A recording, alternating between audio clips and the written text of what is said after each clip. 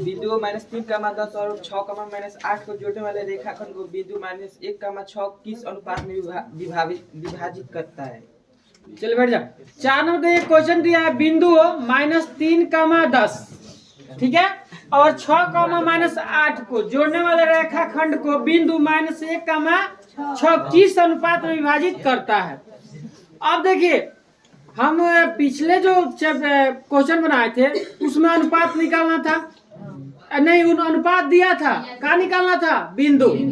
पिछला जो क्वेश्चन बनाया था 2 नंबर, उसमें क्या दिया था, अनुपात दिया था, बिंदु निकालना था। अब इसमें क्या करा है, बिंदु दे दिया है, अनुपात निकालना है। बात समझ में आ रहा है? तो देखिए कैसे निकालेंगे। 2 बिंदु है, पहले चित्र पर ध्यान दीजिए। यहाँ एक बिंदु है, यहाँ एक बिंदु है। एक बिंदु का निर्देशांक कितना दिया है जी, -3, 10, ये बिंदु हो गया।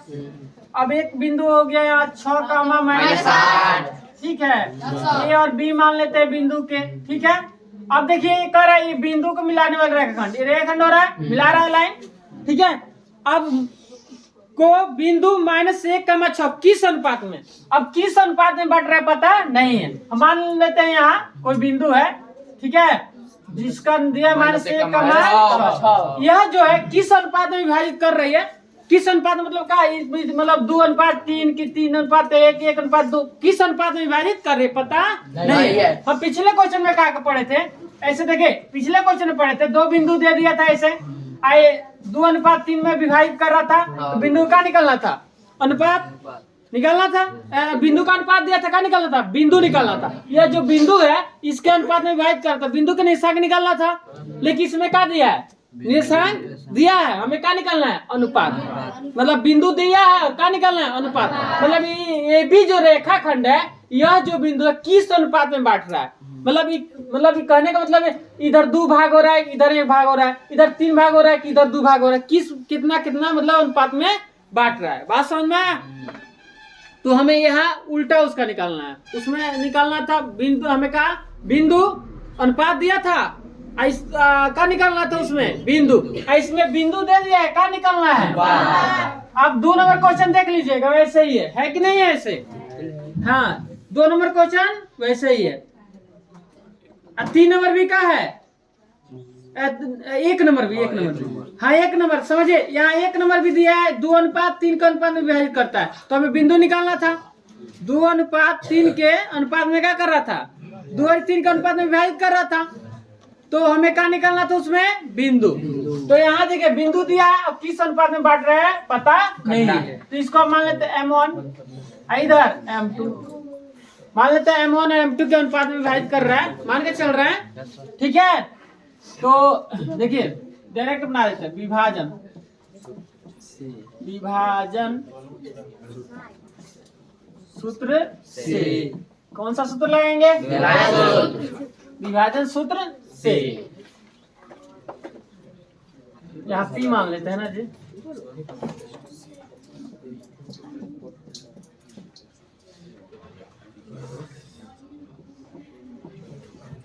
बिंदु P के अनुपात,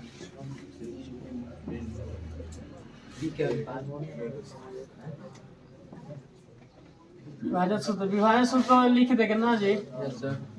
M1 into x2 plus M2 into x1 बटा M1 प्लस ऐसा हो गया, M1 into y2, M1 into y2 M1 y2 M2 y1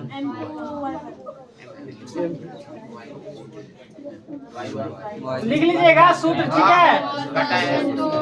सूत्र तो पता है, या बिंदु का था जी, -3 का 10, है ना। सूत्र याद रखिएगा। अब ये बिंदु P का है जी, बिंदु P क्या है, -1, 6, ठीक है। यस सर, बात समझ में आ रहा है, क्योंकि हमें बिंदु के निर्देशांक तो दे दिया है ना, जो बिंदु है ये दे दिया है, ठीक है।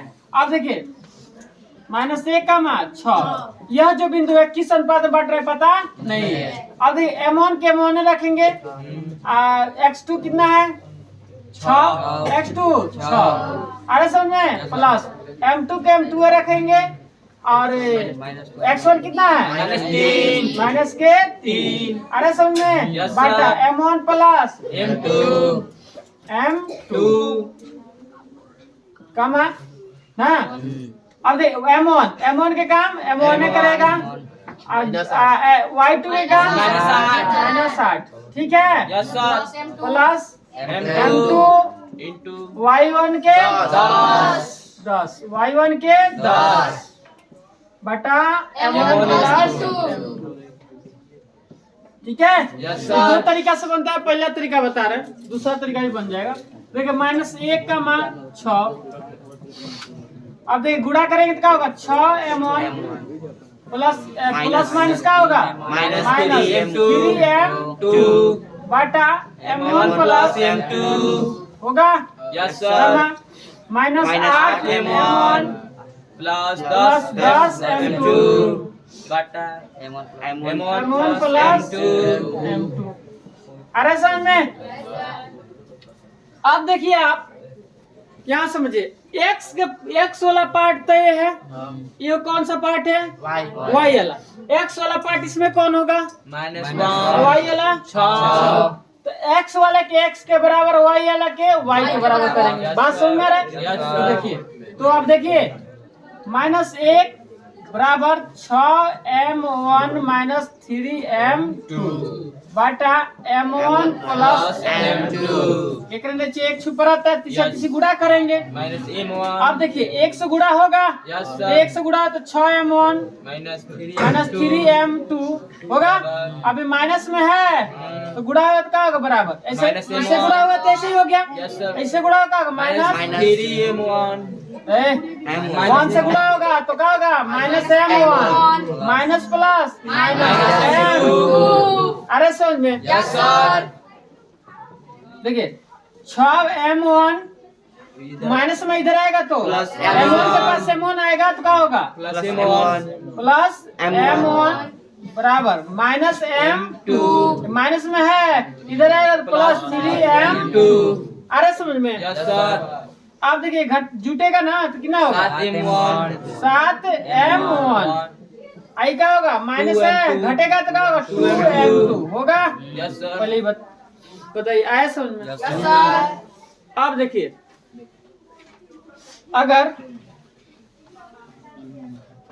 अगर हम देखिए क्या करते हैं m1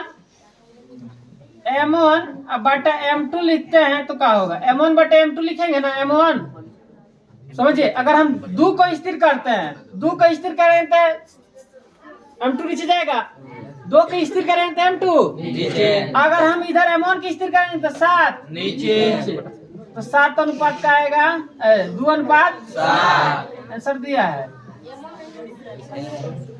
देखिएगा आया समझ में यहाँ ध्यान से समझिए सुनिए 2x है यहाँ 7 है समझिए तो अगर x स्थिर करते हैं तो 7/2 नीचे जाता है 2 ये समझिए समीकरण है x नीचे स्थिर करेंगे तो 2 नीचे जाएगा वैसे ही देखिए हम क्या किए 2 स्थिर किए हैं तो 2 का गया है नीचे 2 नीचे गया है यहाँ अगर m1 स्थिर यहाँ किए हैं तो 7 नीचे आया समझ में चलो, इसका हो गया अब इसको भी देखते हैं करके 6 के इसके बराबर इसका भी अगर बराबर आता है तो सही है नहीं तो गलत है अब तथा 6 बराबर क्या लिखेंगे -8m1 plus 8m1 plus 10 m2 बटा m1 प्लस